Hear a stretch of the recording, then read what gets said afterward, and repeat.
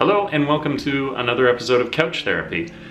The past couple episodes I've been going over emails, answering some questions, so I wanted to take the time in this episode to discuss something cultural. Probably the biggest thing cultural that could be happening in Japan, which is cultural change, and how that's going to ramp up over the next, I would say, well, it's always going to change, but I think that we're entering a period of time where it's going to be very, very drastic. And I wanted to discuss my reasons for thinking this, and how it relates to me as a foreigner in Japan, and also as it relates to the young generation that's growing up here of native Japanese citizens. First a note, though, to talk about cultural perceptions and how naturally we have to be very careful about how we think about this, because we're set up for failure from the start with usually the way that we approach it. And I can tell a little anecdote about this when I first arrived to Japan to make the point. We take very, very little experience of something, and then we kind of paint the whole culture with that. We presume a lot from the very little experience that we have. So I'll tell my story about this. So when I first came over to Japan, like millions of others, I really enjoyed anime, and I thought that I would have this stepping off point and common ground with the kids in the school as a result of this. For example, I liked Ghost in the Shell. I talked about that recently. I liked Evangelion. I liked Cowboy Bebop. I liked all these things that I thought would be a great conversation starter when I got to the schools. Now, I've been here almost about 4 years, but about 4 years ago, I arrived and I got to the classes, and I was excited to try and speak with the kids, and I brought up these anime with them. Lo and behold, the kids had no idea what I was talking about, because that wasn't their generation. Their generation had already changed by the time that I had arrived, where I was watching those years before I came to Japan and made the silly assumption that they had somehow seen them. Sure, maybe a few of the hardcore young fans would have checked them out, but that's of course how quickly it's changing. It would reasonably follow that they would change along with it. So with that understood, that we generally perceive culture incorrectly if we're not careful and we don't realize that we probably know less than we actually do, I'll move forward with this, where the next big mistake that people make is that they think because Japan is a monoculture, that it will change always very, very slowly. But there's one factor, and it's kind of the crux of the whole discussion that I would do today, that's going to, in the next 10 years, I think, have a huge impact on this very inaccurate perception of what culture will be like in the next 10 years in Japan. And that is the famously aging population of Japan. So I pulled up a quick statistic here to kind of put it in context from YouTube, that as of 2014, the Japanese population was, the older population, 33% of the population was 60 years old, and 26% of the population was 65 years old.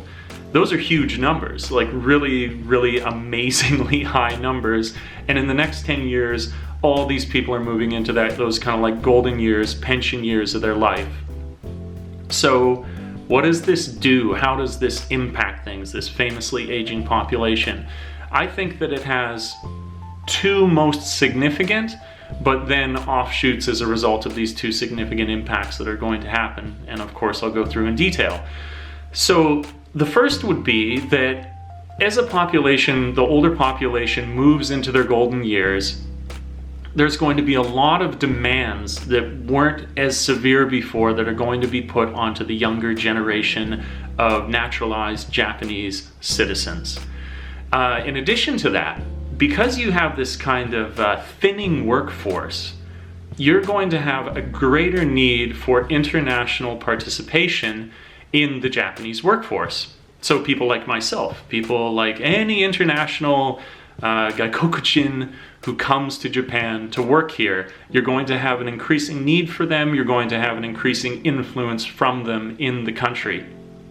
Now, having stated those two significant impacts of the aging population, what are then the offshoots of these two facets that I've now mentioned, and how will they impact change? So I'll approach it from the Japanese native citizens here first. So when we think of Japan, like I said with the earlier point, when we think of it as a monoculture and we think of it as changing slowly culturally, that is because in Japan you have a more collectivist approach to things. People are more cognizant of other people. And it's a really beautiful thing. When that's having its positive influence, it's a really, really cool thing to see. But it has the effect in politics of making the population sort of politically docile, because they so respect their elders, they so sort of work from the person above me is the person who I should respect, and if they say something, then I should trust that they know from experience what they should do. So you have that kind of impact in politics. Well, you're going to get this aging population that's putting more demands on youth. A youth that would have been, up until this point, going along with sort of the aging population, sort of politically docile. But when you make more and more demands on this younger population, you're probably going to see resistance. Because, for example, the youth of Japan are having to pay now, I believe, into pension much more than they ever used to have to. Where I was speaking to a friend, I don't know if it's an exaggeration, I don't believe that it is, they were paying something like double or nearly triple compared to what it used to be to now support this rapidly bulging, aging population. So I think where you're going to see one of the biggest impacts in change is that Japan will go from being a sort of politically inactive country to a very politically active country.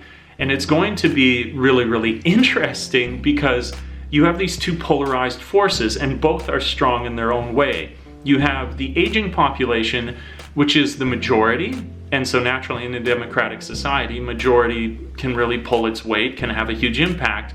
But then the aging population doesn't have the great strength of youth, which is just that. It's that they're more active, that they have energy, that when they become politically activated, they'll get out there and they'll do something about it.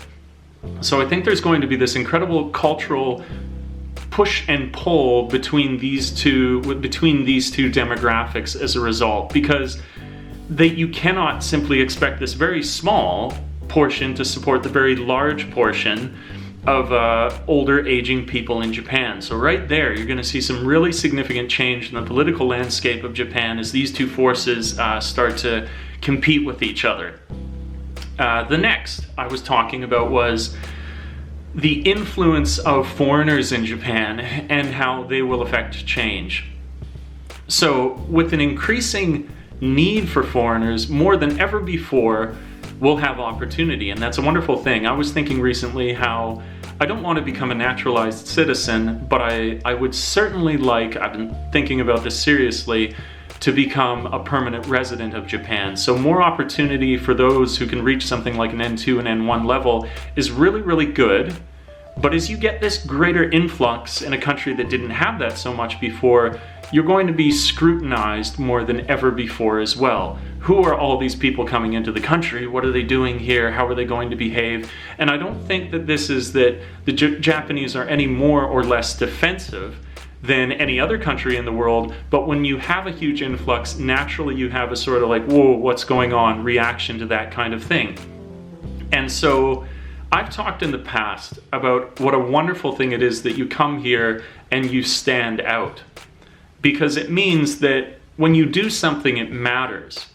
But then I think in the coming years, in the coming 10, 20 years, 5, 10, 20 years, that people who do come here more than ever before should be aware of their actions having that additional impact as we go through this transitional stage. That's how important it is, because if we go through this transitional stage and at that time foreigners were worse than they've ever been, that is the standard by which the Japanese will judge the rest of the world, because that's when they started to really come into the country. So there's a big opportunity here, but with big opportunity comes great potential risk at the same time. And so if we're coming over to Japan, really embrace that fact and try and appreciate it for what it is. It's an opportunity. It's a great thing, but you are going to be put under the microscope more than you ever have before in the past. And that is essentially my thoughts. Japan is going into go into a period of time that will be, I don't know, maybe it's hyperbole to say hyper political, but I think that if you looked at all these different factors, if it ever were, this would be the time. You have the old competing with the young, you have a greater influx of international influence, which can be perceived as a threat against the culture. It doesn't have to be if we behave in the right way, if we try and assimilate and also bring whatever it is that we're bringing respectfully. But it's important, it's volatile, and it's something that Japan, I don't think, has seen, although it's seen many other things in the last 50 years, I don't think it's seen anything like this. And we would be silly to think that it's just going to cruise along business as usual for the next 10 years. So there you go, that's my thought. What do you think? Do you think that Japan will kind of go par for the course? Do you think that it will actually increase, as I say, into sort of a hyper-political period of time in the next 10 years? Are you excited for the opportunity to come over to Japan? I mean, ramping up for the Olympics, you want to talk about like just like hitting nitro to like start this whole process off for the next 10 years. You could not be doing it more so by having the Olympics here as well. What are your thoughts? Because this is a really, really interesting time that we're living in, and a great time to be here, I think, for opportunity. Please do follow me on my social media that I've put down below there. Maybe get a hold of me on Patreon. Support me there if you'd like. I'd really appreciate it. I'll have my book up on this side if you're interested to read something. Ebook is available on Amazon. And looking forward to the next video. I had a hell of a time in Tokyo this past weekend, recorded tons of footage. Great collaboration that I did with Ozzy Awesome. Go check out his channel if you haven't. In fact, I'll link him down below. He's a great guy, really good. Looking forward to that collab going up. Thank you so much for checking out this video, and I'll catch you in the next one. Peace.